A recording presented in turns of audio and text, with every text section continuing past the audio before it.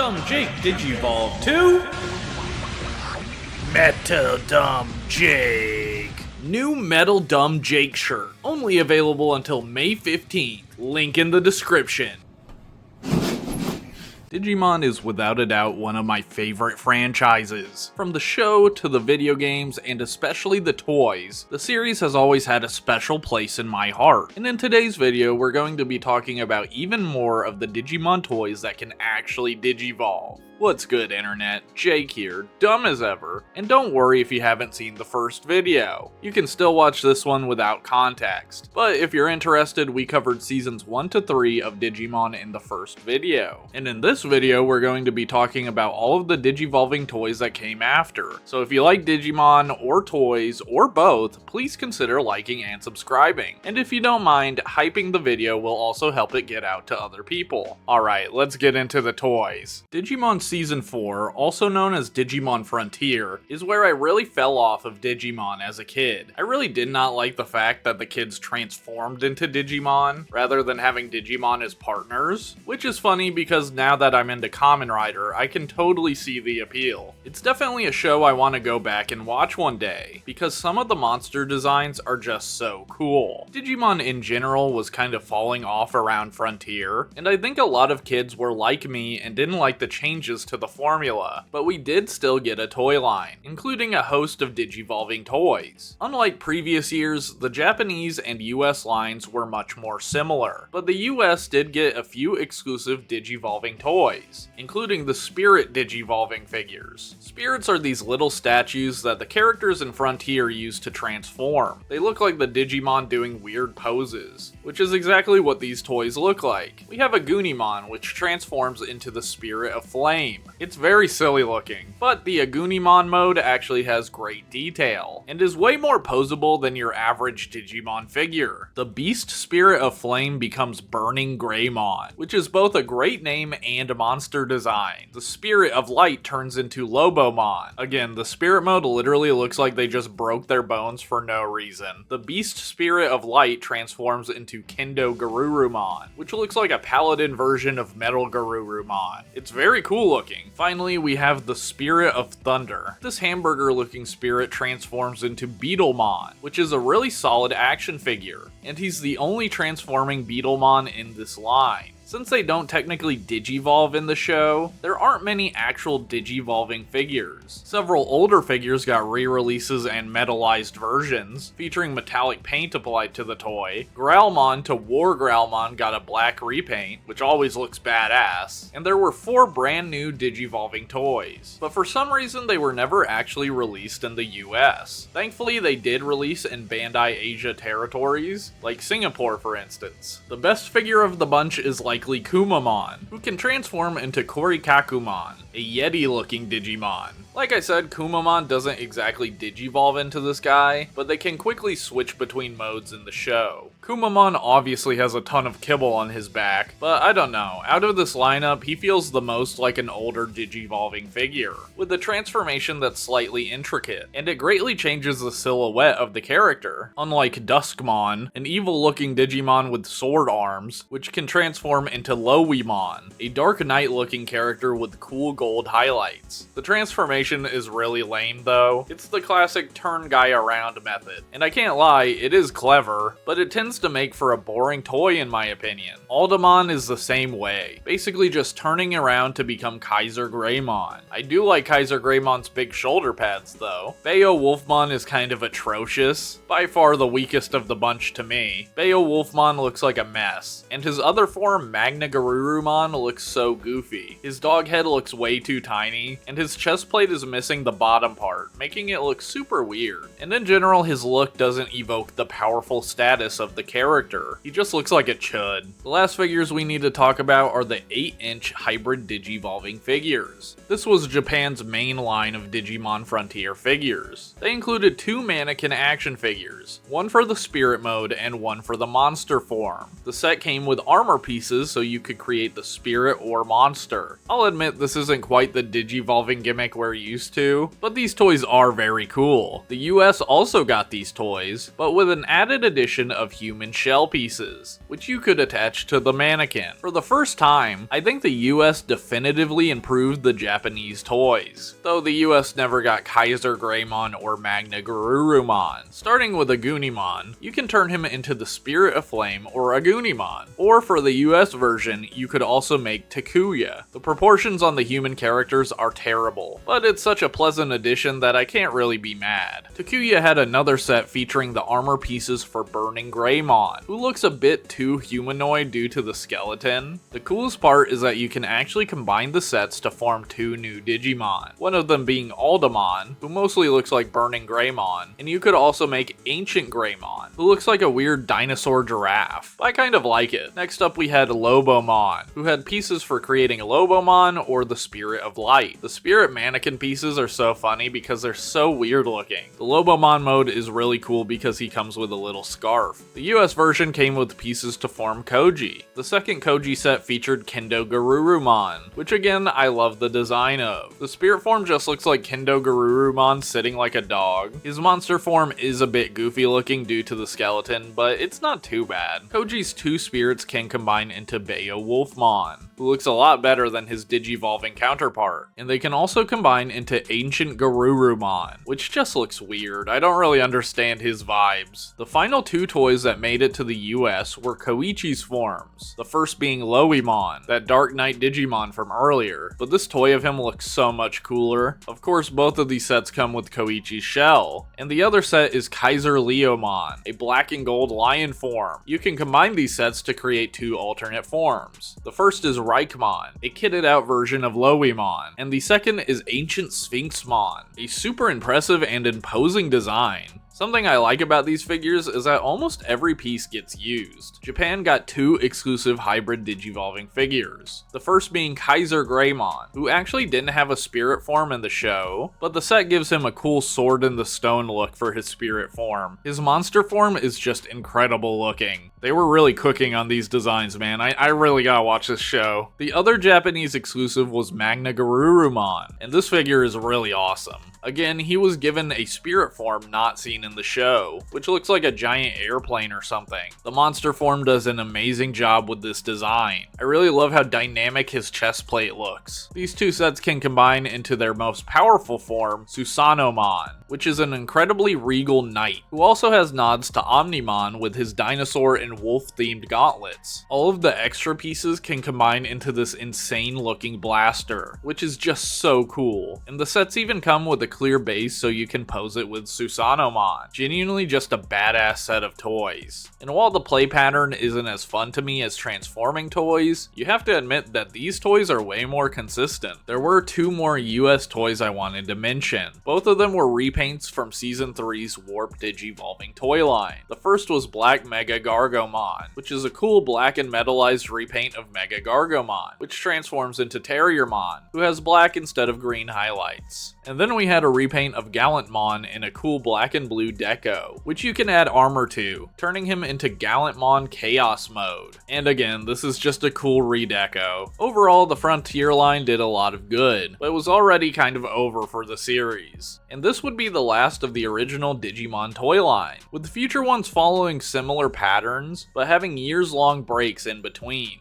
What's good, everyone? Just popping in one more time to say that the Metal Dumb Jake shirt is going to be available until May 15th. It's printed on Comfort Color shirts, which, if you know, shirts are a lot nicer than like Gildan or whatever. And I'm really proud of the design, and thank you to everyone that's bought a shirt already. Sorry for being so annoying about it. Moving back to the video. 3 years after Frontier, Digimon would finally return with the Digimon Data Squad, known as Digimon Savers in Japan. Data Squad took the series back to basics. The characters have partner Digimon, and the main character even has Agumon as his partner. A different Agumon though. You can tell because he has little gloves. I never even began to watch this show as a kid, and I didn't even know it had digivolving toys until recently. There were 3 digivolving figures released in the US, which really takes the toys back to basics. In fact, Geo Greymon, which digivolves into Rise Greymon, nearly has the same transformation scheme as the original Greymon toy, which is really interesting to me. Rise Greymon is also just a super badass looking Digimon. I love the revolver blaster arm. Digivolving Galgamon also reminds me a lot of the Garurumon toy from back in the day, with a somewhat awkward wolf mode and a werewolf looking alternate mode in the form of Mock Galgamon. I love the big wrestling belt across his body, and the sunglasses that flip out are an awesome detail. The final digivolving toy is Peckmon, who is this badass Naruto looking ostrich Digimon. He even has a little hat and shirt. He looks pretty cool save for the big hump on his back, which I think is meant to be his tail feathers, but it just looks like he has a big egg on his back. He digivolves into Crowmon, who looks really cool and has 3 feet. It is a cool mode, but I like Peckmon more. There were 3 Warp digivolving figures that were supposed to come out, but were cancelled, at least by Bandai of America and Japan. Only Bandai Asia got these figures, which makes them super rare. First we have Kudamon, who is this little ferret guy. The toy of him is really fat, which is adorable. He digivolves into Kirinmon, and though he's mainly a shell former, it is impressive the way he opens up. Next we have Gaomon, a little dog dude with boxing gloves. I kinda love his design. He obviously has a lot of kibble, but I think he looks good. He digivolves into Mirage Gaugamon, a very regal wolf knight Digimon. I love his giant arm claws, and the head sculpt is really cool. Finally, we have Warp digivolving Agumon, which is obviously going to be compared to the original Warp digivolving Agumon toy.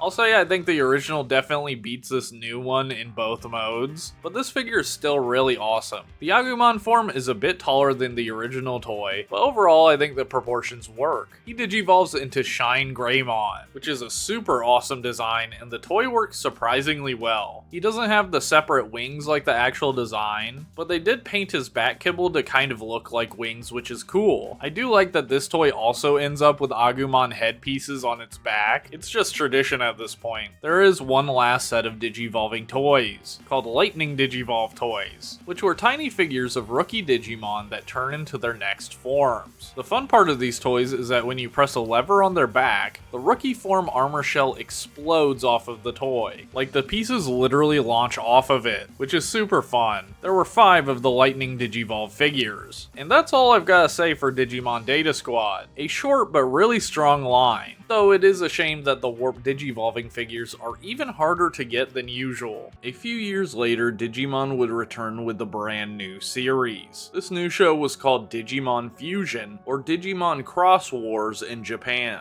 This show once again mixed up the Digimon formula. Instead of digivolving, the show was all about Digimon combining, or fusing, which again I found very uninteresting when I was younger. The US version of the show only adapted 2/3 of the Japanese show, leaving the story somewhat incomplete in English. The Japanese and US toy line are once again completely different. We're going to discuss the Japanese toy line first, and then we'll go over the American offerings. Since the show was about fusing instead of digivolving, the toys don't really digivolve like any other line, and instead require multiple figures to combine into new Digimon. First we have the main Digimon, Shoutmon, who is so small it almost looks like a Lego minifigure. He also comes with Starmon and Pickmon, which can combine into a sword mode. We also have Ballistamon, this robot beetle looking dude. You can combine Shoutmon and Ballistamon to form Shoutmon ×2, which looks like Shoutmon is operating a mech suit. Things get really fun when you introduce Darulumon, a really cool looking wolf Digimon. You can turn him into giant cannons for Shoutmon, or you can combine him with Shoutmon and Ballistamon, which forms Shoutmon ×3, a really cool looking knight style Digimon that has hints of Omnimon in his design. If you give him the Star Sword, he becomes Shoutmon ×4.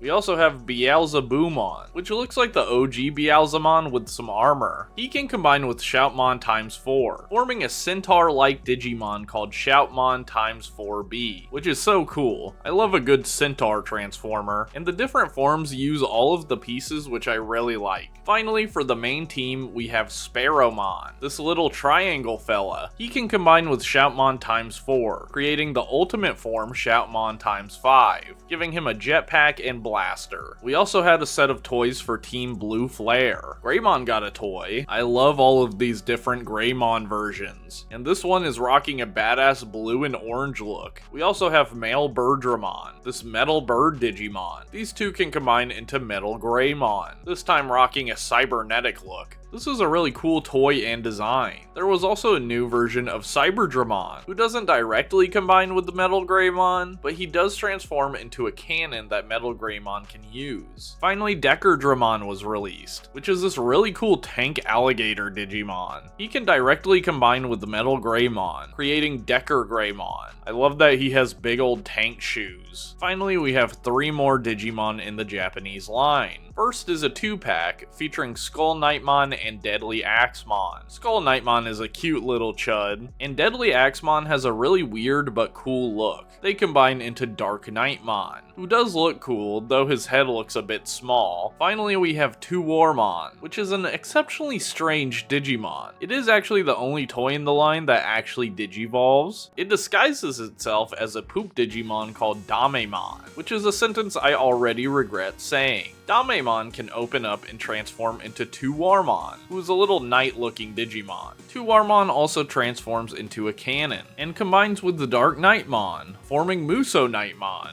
Overall, the Japanese line is really fun, and replicates the combining gimmick of the show amazingly, which brings us back to the US versions. Oh god, the US versions. The Digimon Fusion toy line only had 1 wave of 5 toys, which tells me it performed very poorly, likely because the toys themselves suck ass. This toy line takes the same basic idea as the Japanese line, but it does every toy way worse, and the combinations suck because there are so many pieces left over. The 5 figures released were Shoutmon, Ballistamon, Darulumon, Greymon, and Male Birdramon, so you can make the 2 main team combinations. While the Japanese toys featured bespoke transformations and combinations, the US versions rely heavily on ball joint connections, which is fine, but also makes the combining feel so much lazier, like you're playing with off-brand Bionicles or something. I will give the toys credit. Shoutmon is a lot bigger and more accurate to the show than the Japanese version. The trade-off is that when you combine him, you literally just pull off his head crest, and you're left with an entire extra Digimon toy missing his forehead, which is so incredibly dumb. I guess this is a nice way to get Shoutmon times 4, who looks fine enough despite the mid-transformation. Metal Greymon, on the other hand, looks terrible, just lumpy and weird, and doesn't look anything like the character. I really dislike these toys compared to the Japanese versions. We do have 2 more transforming toys to look at, and these ones are weird. We have 2 Digivices that actually transform into Shoutmon times 3 and Metal Greymon. There has literally never been a Digimon toy like this, and I can't say I hate the idea, but just like the other toys in this line, the execution is incredibly lazy, and you end up with 2 awkward looking Digimon. Still, I'll give them points for creativity, I guess. This would unfortunately be the last toy line to hit US retail, and in fact, Digimon Fusion was the last show to be dubbed for US television. I feel like it was just the wrong time and wrong show for Digimon making a comeback, and I do believe it's the last series to have a set of transforming toys associated with it. But we do have one more toy line to discuss. Finally, we have the Digivolving Spirits toy line, launching in 2017. This line was introduced as a premium toy line, taking the Digivolving toy concept to the next level, with way more intricate transformations, as well as the inclusion of die-cast metal parts for stability. The line started off with a new version of the classic Warp Digivolving Agumon. This new toy is based on the original, and elevates that old toy to amazing heights. The Agumon mode has slightly better proportions. He looks great great and there is hardly any kibble. But the real star of the show is War Greymon, which is an improvement to the original toy in every way. For one, his skin color is actually orange, which makes the figure look so nice. His claws are still a bit inaccurate, and he does have Agumon headpieces on his back, but those are minor issues for this amazing toy.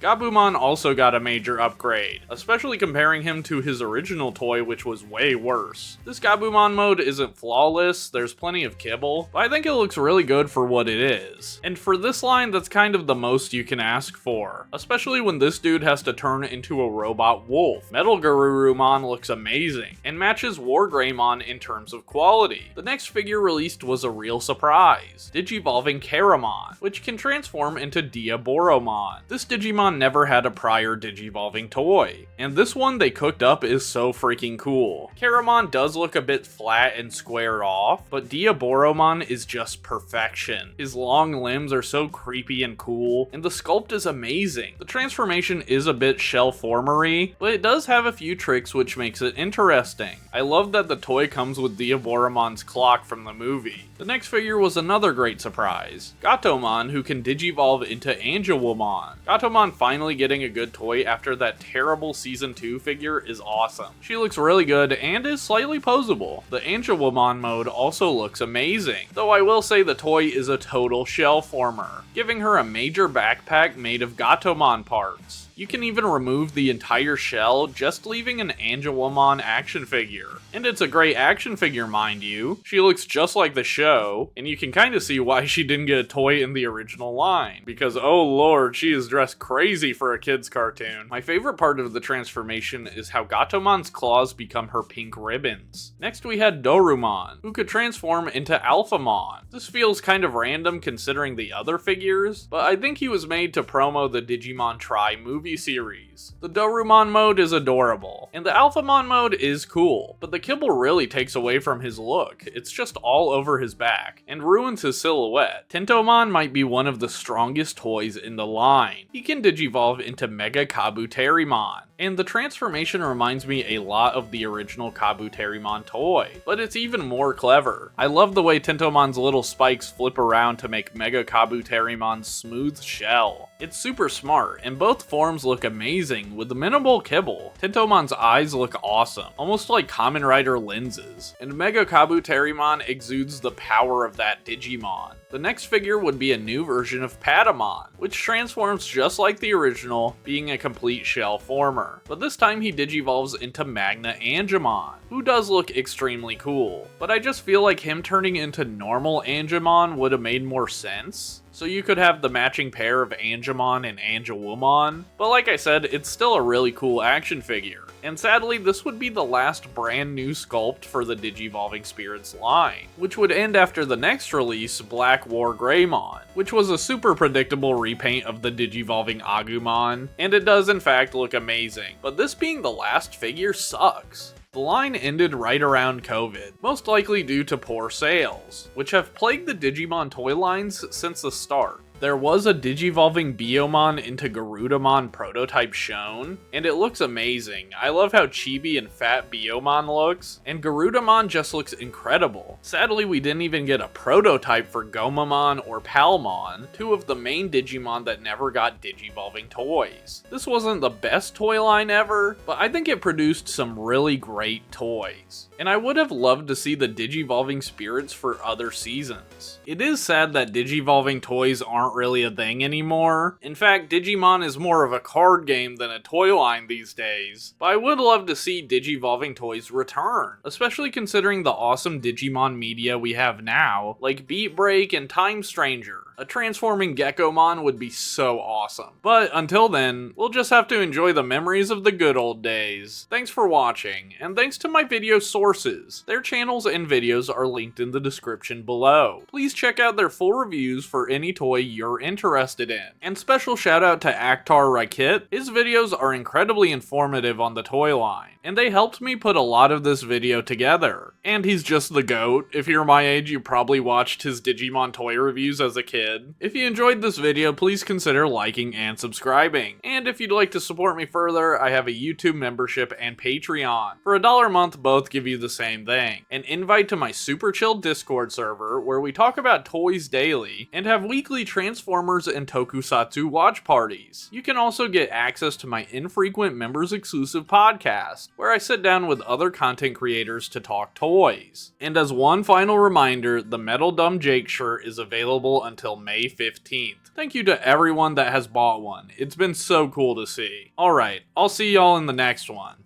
Ciao.